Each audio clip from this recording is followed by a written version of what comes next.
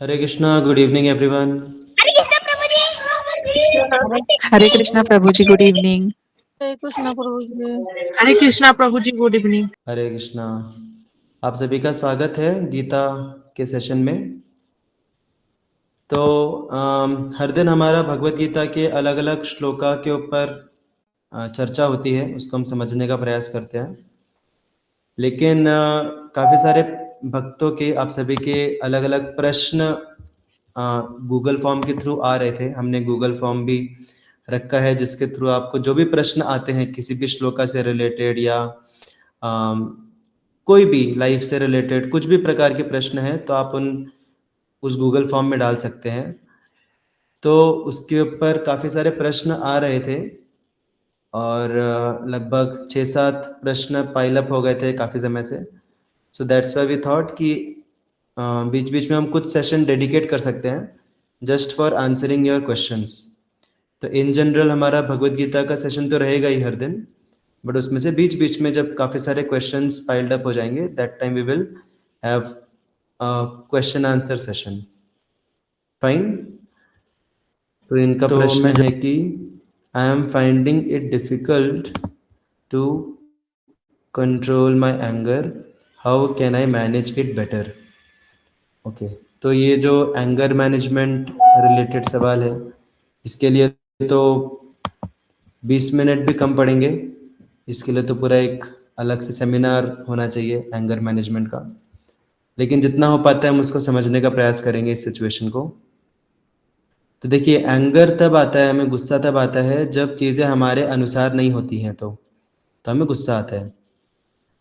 तो जब चीज़ें हमारे अनुसार नहीं होती हैं, खास करके जब लोग हमारे अनुसार कार्य नहीं करते, हमें जैसा एक्सपेक्टेड है वैसा कार्य नहीं करते, तो उस टाइम पे हमें क्रोध आता है। लेकिन हम ये नहीं देखते कि सामने वाला जो है वो हमारे अनुसार कार्य क्यों नहीं कर रहा है। हम डायरेक्टली उसको जज कर बैठते हैं। हमको लगता है कि वो हमें जानबूझ के हमारे अगेंस्ट जाना चाहता है। लेकिन कभी कभी व्यक्ति जब हमारे अनुसार कार्य नहीं करते तो उसके पीछे अलग अलग कारण रहते हैं। एक कारण हो सकता है कि वो चाहता है हमारे अनुसार कार्य करना लेकिन कर नहीं पाया, कुछ तो मिसअंडरस्टैंडिंग हो गई। हम कुछ और एक्सपेक्ट कर रहे हैं, वो व्यक्ति कुछ और एक्सपेक्ट कर रहा है और बीच में कम्युनिकेशन प्रॉपर नहीं हुआ। इसकी वजह से हम कुछ और चाहते हैं और उस व्यक्ति ने कुछ और कर दिया बिना चाहे। मतलब वो चाहता है हमारे अनुसार कार्य करना लेकिन समहाउ कर नहीं पाया। That is one possibility. मेरी आवाज़ आ रही है ना? यस। किसी का कुछ रिएक्शंस नहीं आ रहे बीच में, तो मुझे लग रहा है कि आवाज़ नहीं जा रही शायद। तो ये एक केस हुआ। दूसरा केस ये हुआ कि सामने वाला व्यक्ति हमारे अनुसार कार्य करना चाहता है और उसको क्लियर भी है, हमारा कम्युनिकेशन भी क्लियर है, लेकिन समहाउ उसकी एबिलिटी ही नहीं है, उसके अंदर वो कैपेबिलिटी नहीं है कि वो हमारे एक्सपेक्टेशन के अनुसार कार्य कर पाए। वो चाहता है अपनी तरफ से पूरा, बट अलग अलग लोगों की अलग अलग कैपेसिटीज रहती है ना, अलग अलग चीज़ों में। हर कोई व्यक्ति हर एक चीज़ में परफेक्ट नहीं हो सकता। तो ये दूसरा कैटेगरी हुआ। तीसरा कैटेगरी हुआ कि वो जानबूझ के नहीं कर रहा, हम जैसा चाहते हैं वो जानबूझ के उसके अनुसार नहीं कर रहा है, या फिर वो जानबूझ के हमें परेशान करना चाहता है। तो ये तीनों पॉसिबिलिटी पॉसिबल है। लेकिन जब कोई व्यक्ति हमारे अनुसार कार्य नहीं करता है, हम डायरेक्टली तीसरी वाली पॉसिबिलिटी पे आ जाते हैं। हमको डायरेक्टली लगता है कि ये नहीं करना चाहता, राइट, और फिर हम जज करके फिर गुस्सा हो बैठते हैं। लेकिन कभी भी जब भी ऐसा कुछ परिस्थिति आए तो हमें स्टार्ट करना चाहिए हमेशा पहले वाले पॉसिबिलिटी के साथ, कि हो सकता है वो चाहता हो बट कर नहीं पा रहा हो, या फिर हो सकता है उसके अंदर एबिलिटी ना हो। अगर इसके बारे में पूरा परफेक्ट क्लियर है हमें कि नहीं, उसके अंदर एबिलिटी भी है और वो उसको सब पता भी है, सब कुछ क्लियर भी है, फिर भी वो जानबूझ के मेरे को परेशान करना चाहता है, तो अगर ये थर्ड पॉसिबिलिटी एकदम कंफर्म है तभी हमें रिस्पॉन्ड करना चाहिए। नहीं तो हमें हमेशा बेनिफिट ऑफ डाउट देना चाहिए। कभी भी हमें डायरेक्टली इस कंक्लूजन पे जंप नहीं करना चाहिए, लेकिन कई बार हम करते हैं जंप गलती से। अभी बात आती है कि ठीक है, अभी अगर हमें क्लियर है कि सामने वाला व्यक्ति जानबूझ के हमारे अगेंस्ट जा रहा है, तो उसके साथ डील करने के भी अलग अलग तरीके रहते हैं। एक तरीका ये पहली बात तो हमें डायरेक्टली टॉलरेट नहीं करना चाहिए, हमें बस उसको सहन करके अपने अंदर नहीं रखना चाहिए, क्योंकि अंदर रखेंगे तो फिर हमारा मेंटल हेल्थ खराब होगा, और फिर वो जो ज्वालामुखी है जो अंदर भरते जा रही है वो जोरदार फटेगी फिर। तो और हो सकता है कि वो उसके ऊपर फटे, नहीं तो हो सकता है किसी और के ऊपर फटे जो निर्दोष व्यक्ति है उसके ऊपर भी फट सकती है वो ज्वालामुखी, या तो हो सकता है अंदर अंदर वो फट जाए, हम खुद ही का हार्म कर बैठे। तो इसीलिए टॉलरेट करना एक हेल्दी तरीका नहीं है। कभी भी अगर हमें कुछ गलत लगता है तो टॉलरेट नहीं करना चाहिए, हमें रिस्पॉन्ड करना चाहिए। अभी रिस्पॉन्ड करने के अलग अलग तरीके हैं। पहली बात तो हमें और एक बात ये भी है कि अगर कोई बहुत छोटी मोटी चीज़ है तो हमें टॉलरेट कर भी लेना चाहिए, ऐसा नहीं कि हर एक छोटी छोटी बात पे हम कुछ ना कुछ करते बैठे। तो अगर हमें बार बार आ रहा है वो थॉट हमारे माइंड में, और वो हमें दूसरी कार्य नहीं करने दे रहा, और वो परेशान कर रहा है हमें वो थॉट बार बार, तो फिर वी शुड रिस्पॉन्ड। तो अभी रिस्पॉन्ड करने के अलग अलग तरीके रहते हैं। एक रहता है कि हमें एटलीस्ट खुद को एक्सप्रेस करना चाहिए कि सामने वाले व्यक्ति ने जो किया, हाउ इज दैट अफेक्टिंग अस, उसका हमें भरपूर राइट्स हैं, वी हैव दैट अधिकार कि हम सामने वाले को एक्सप्रेस करें कि व्हाट आर वी अंडरगोइंग और what are we feeling because of that act of that person. तो ये हमें करना चाहिए, हमेशा एक्सप्रेस करना चाहिए।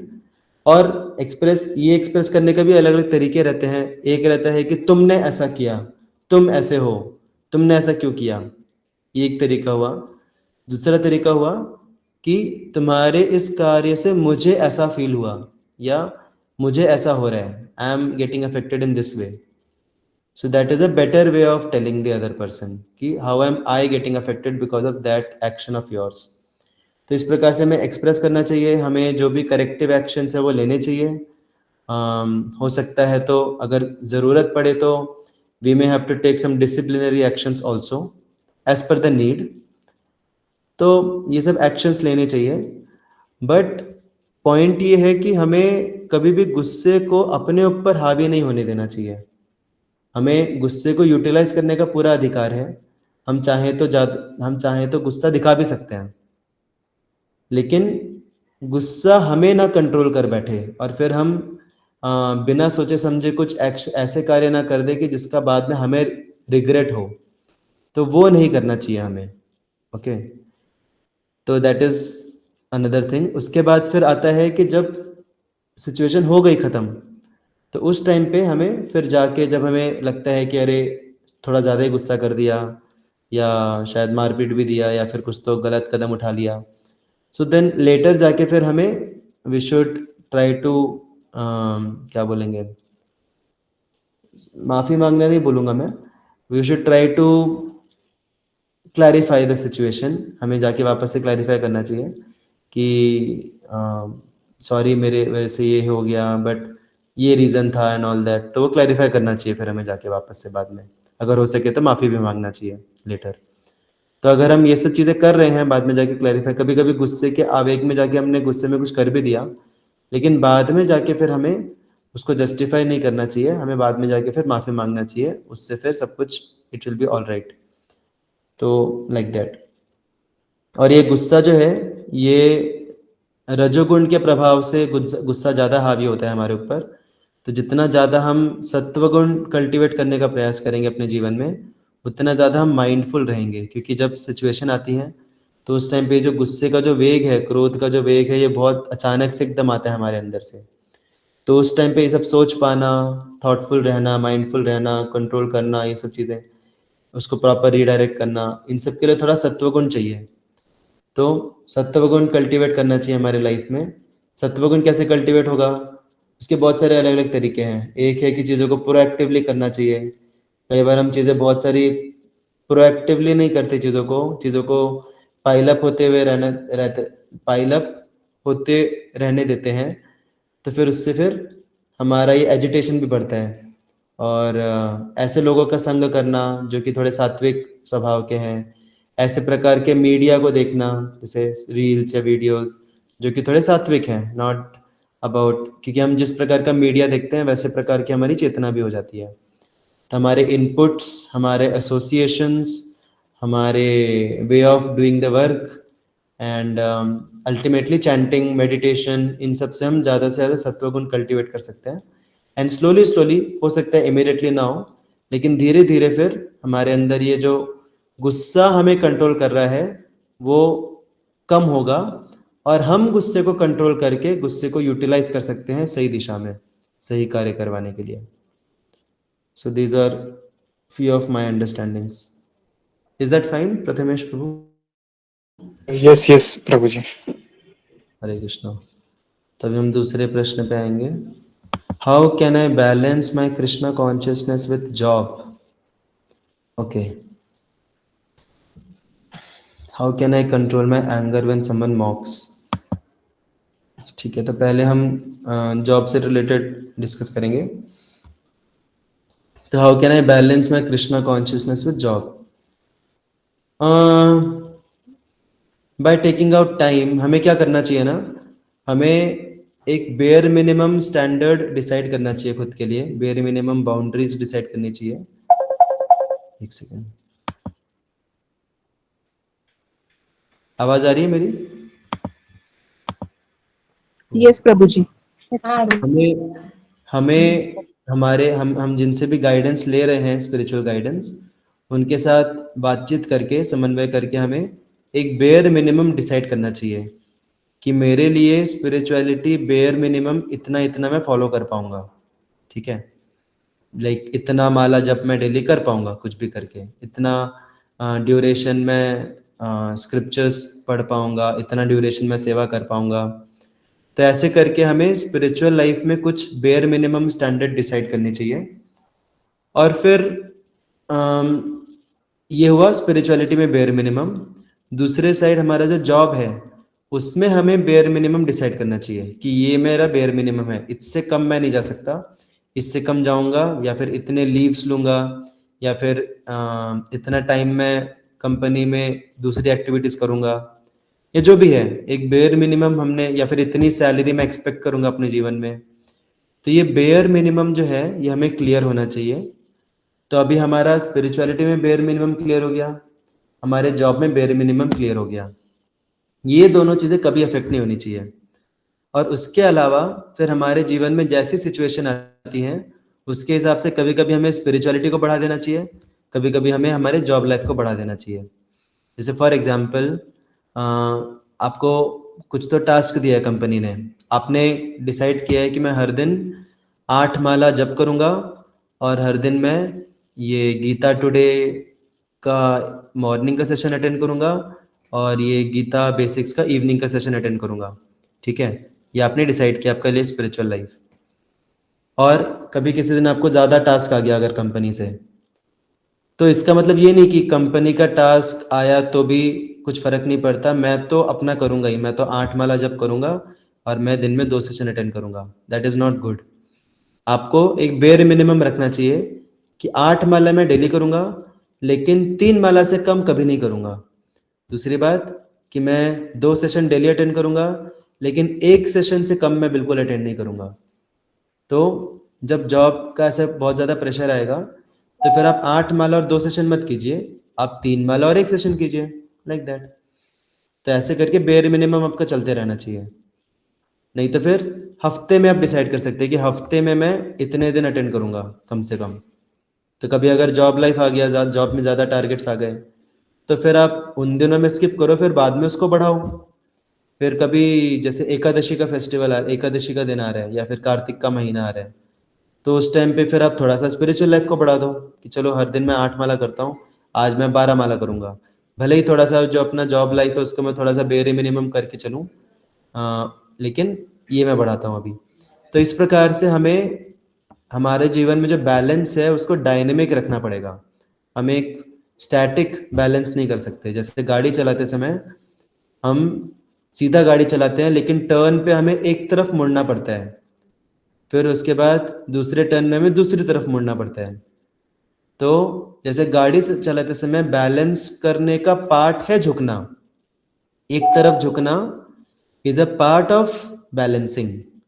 उसी प्रकार से हमारे लाइफ में भी एक साइड में झुकना, चाहे वो जॉब हो या फिर वो स्पिरिचुअलिटी हो, एक साइड में झुकना, that helps us move ahead, that helps us go ahead further ना। अगर गाड़ी में वो झुकेगा ही नहीं, अगर मोड़ते समय भी वो स्ट्रेट ही बैठा रहेगा तो हो सकता है गिर जाए वो, फिर आगे ही ना जा पाए।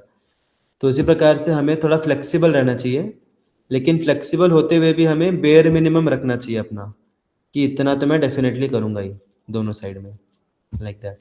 और उसके अलावा फिर जैसे भी टाइम मिले हमें थोड़ा एक चीज़ को बढ़ाना चाहिए, नहीं तो दूसरी चीज़ को बढ़ाना चाहिए। फिर बाद में हमें कंपनसेट करना चाहिए।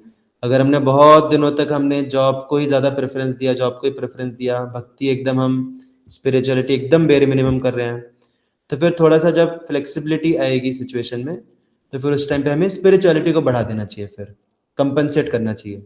लेकिन किसी भी केस में कोई भी चीज़ बंद नहीं होनी चाहिए, वो हमें ध्यान रखना है। ऐसा नहीं सोचना चाहिए कि चलो प्रभु जी ने बैलेंस करने को बोला डायनेमिक, मतलब अभी 2 हफ्ते में स्पिरिचुअलिटी कुछ भी प्रैक्टिस नहीं करूँगा, और जब मेरा जॉब लाइफ थोड़ा सा ये हो जाएगा, थोड़ा स्मूथ हो जाएगा, उस टाइम पे वापस से मैं स्टार्ट करूँगा स्पिरिचुअल लाइफ। तो ये एक प्रकार का भ्रम होता है हमें कई बार, कि थोड़ा सा बंद कर देते कुछ दिनों के लिए, वापस से रीस्टार्ट करेंगे। बट मैं आपको स्टैम्प पेपर पर लिख के दे सकता हूँ, आपने अगर कुछ दिनों के लिए बंद किया ना स्पिरिचुअलिटी, वापस से आप स्टार्ट नहीं कर पाओगे। कर भी पाओगे तो बहुत मुश्किल होगा। क्यों? क्योंकि मन हमारा साथ नहीं देता। फिर मन क्या बोलता है, अरे 2 हफ्ते स्पिरिचुअलिटी प्रैक्टिस नहीं किया, कुछ हुआ क्या, प्रॉब्लम हुआ क्या, कुछ सब चल रहा है ना बढ़िया से, तो फिर क्या ही जरूरत है वापस से करने की। तो ऐसे हमारा मन फिर हमारे अगेंस्ट जाता है। इसलिए कोई भी चीज़ बंद नहीं करना है, राइट। अगर आपने स्पिरिचुअलिटी में ज़्यादा जोश में आके अगर आपने जॉब में कॉम्प्रोमाइज़ कर लिया आपने बहुत ज़्यादा, तो फिर वो भी हेल्दी नहीं है। फिर बाद में मन बोलेगा कि अरे तू ज़्यादा स्पिरिचुअल हो रहा है, अपना जॉब तूने गवा दिया देख। तो उस टाइम पे फिर स्पिरिचुअलिटी भी प्रैक्टिस नहीं कर पाएंगे। तो इस प्रकार से दोनों चीज़ें चलती रहनी चाहिए, कोई भी चीज़ बंद नहीं होनी चाहिए, लेकिन कम ज़्यादा करना वो हमें सिचुएशन टू सिचुएशन सीखना चाहिए, कौन सी चीज़ कब कम करनी है, कौन सी चीज़ कब ज़्यादा करनी है, लेकिन बंद कुछ भी नहीं करना है। That's what I can say in this balancing part. And जब बात आती है व्हेन समवन मॉक्स अस, उस टाइम पे गुस्सा कैसे नहीं करना, तो ये मैंने पहले भी गीता टुडे वाले में डिस्कस किया था, कि अगर कोई हमें मॉक करता है, कोई अगर हमारा मजाक उड़ाता है, तो हमें उसको ज़्यादा सीरियसली नहीं लेना चाहिए, क्योंकि वो सच्चाई नहीं है, वो उसका पर्सपेक्टिव है, that is that persons perception. हमें गुस्सा कब आता है, हमें चिढ़ कब मचती है, जब हम दूसरों के परसेप्शंस को सच मान बैठते हैं, कि इसने ऐसा बोला मेरे बारे में, मतलब ये मुझे ये समझता है, मतलब मैं ऐसा हूँ, नहीं मैं ऐसा नहीं हूँ, और मैं इसको प्रूव करूंगा, मैं गुस्सा होकर इसको प्रूव करूंगा। तो उससे में फिर हम गुस्सा हो जाते हैं। लेकिन अगर हम उसको अपने पे लेंगे ही नहीं, तो फिर गुस्सा किस बात का। वो अभी दुनिया वालों को हम सबको कंट्रोल कर सकते हैं क्या, कोई कौन क्या बोलेगा हमारे बारे में, वी कैन नेवर कंट्रोल। जिसके मन में जो आएगा वो बोल देगा, बोलने में कुछ टैक्स थोड़ी लगता है, राइट। कुछ टैक्स लगता है क्या बोलने में, कि जितना गलत परसेप्शन बना के बोला उतना ज्यादा टैक्स नहीं, जिसके मन में जो आए वो बोल सकते हैं। और कई बार लोग उतना सीरियसली बोलते भी नहीं है जितना हम सीरियसली ले लेते हैं उसको। हम थोड़ा ज़्यादा ही सीरियसली ले लेते हैं लोगों की बातों को, वो खुद उतना सीरियसली नहीं बोलते और फिर हम उसके ऊपर फिर गुस्सा हो बैठते हैं। सबके साथ होता है, मेरे साथ भी ऐसा हुआ है कई बार। तो इसलिए हमें समझना चाहिए कि जो भी लोग बोल रहे हैं वो उतना सीरियसली हम ना लें, क्योंकि वो हमारी सच्चाई नहीं है, वो उनका परसेप्शन है, और वो भी ऐसे ही बोल रहे होंगे, उनको भी हो सकता है उतना मैटर ना किया, उनको क्या पता कि हमने इतना सीरियसली ले लिया, कई बार ऐसा भी हो सकता है। तो अगर ये भावना आए तो अच्छी बात है, नहीं भी आए तो भी, अगर आपको सामने वाला आपको जो मॉक कर रहा है, अगर आपको उसको इरिटेट करना है, तो आप डिस्टर्ब मत हो। आप डिस्टर्ब नहीं होगे तो वो ज़्यादा इरिटेट होगा, क्योंकि वो बोलेगा अरे मैं तो इसको, क्योंकि वो अंदर ही अंदर चाहते हैं कि हम डिस्टर्ब हों, और अगर हम डिस्टर्ब नहीं होते हैं तो फिर वो डिस्टर्ब हो जाते हैं, फिर अरे ये डिस्टर्ब कैसे नहीं हुआ। तो लाइक दैट जितना हम उसको हल्के में लेंगे, उसको भी समझेगा कि ये मेरी बातों को हल्के में ले रहा है, मतलब ये मेरे को भी हल्के में ले रहा है, वो और ज़्यादा परेशान हो जाएगा फिर तो इसीलिए हमें ज़्यादा सीरियसली नहीं लेना चाहिए लोगों की बातों को। अगर ले भी रहे हैं एटलीस्ट दिखाना नहीं चाहिए, बाहर से हमें कूल रहना चाहिए, हमारा कूल रहना जो है ना, वही उनको सबसे ज्यादा परेशान कर देगा सामने वालों को. That is the best response to the other person. ठीक है. अभी इसके अंदर भी बहुत सारे न्यूएंसेस हैं. अगर आपको ऐसा लगता है कि हम शांत रहेंगे, कूल रहेंगे, तो फिर हो सकता है वो ज़्यादा एक्सप्लॉइट करें. Then we may do the needful, we can. But basically point ये है कि जरूरी नहीं है कि हर बार एजिटेट होके ही हम सामने वाले को परेशान करें. कई बार कूल रह के भी सामने वाले को परेशान कर सकते हैं. और दूसरा पॉइंट ये कि जो भी लोग हमें मॉक करते हैं वो उनका परसेप्शन है. We should not take that very seriously. Hare Krishna. So will stop here. It's 7:51. और भी बहुत सारे क्वेश्चंस हैं. So will see when to address them. Shrimad Bhagavad Gita की या श्रील प्रभुपाद की जय.